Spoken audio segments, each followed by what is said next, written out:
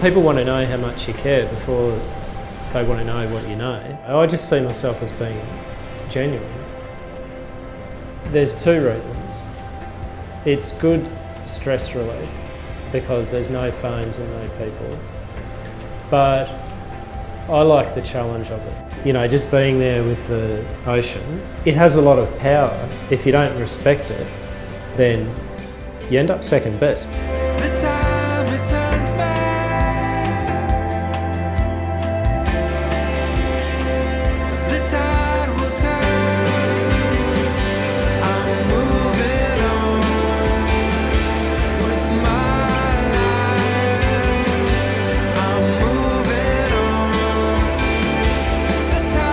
So we enjoy having an active lifestyle, love doing stuff with the kids, we're outdoors, camping, fishing, walking, going to national parks, that sort of thing.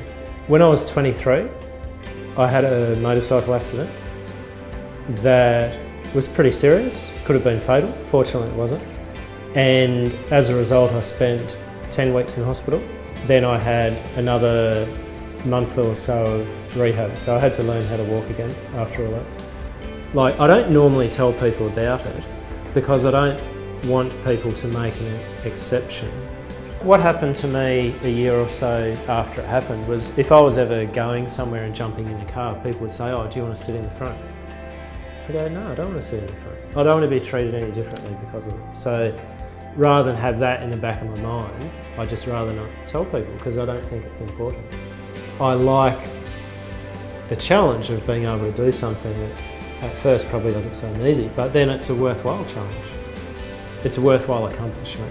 I see that in order to help other people, I need to step into their shoes to begin with.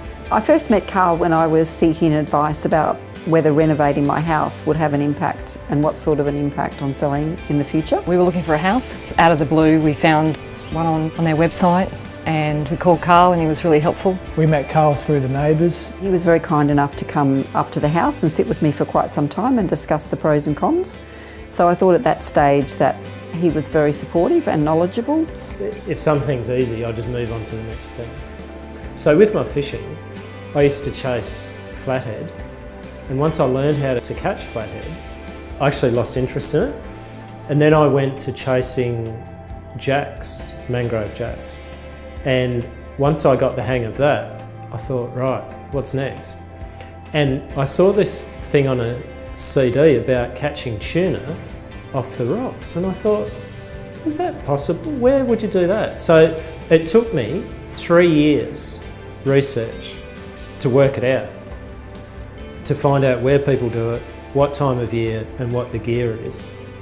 And then once I started turning up at those places, I met other people that said, "Oh mate, it's easy, this is all you do." I appreciated his very calm and steady approach. Within the next couple of days we had arranged a meeting, came and had a look at the house, and probably within a few days after that we had bought the house. He sold the house before we even had a contract signed. I love real estate because it is a challenge, it's always changing, and I like getting to know people.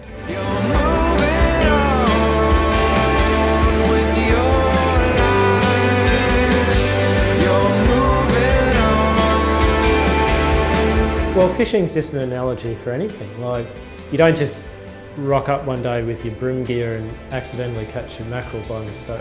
It's knowing where to go and the preparation and the planning and the execution. You know that saying about when the student is ready, the teacher will appear? It's like that. Like, mentally, you've got to be ready to allow it into your life.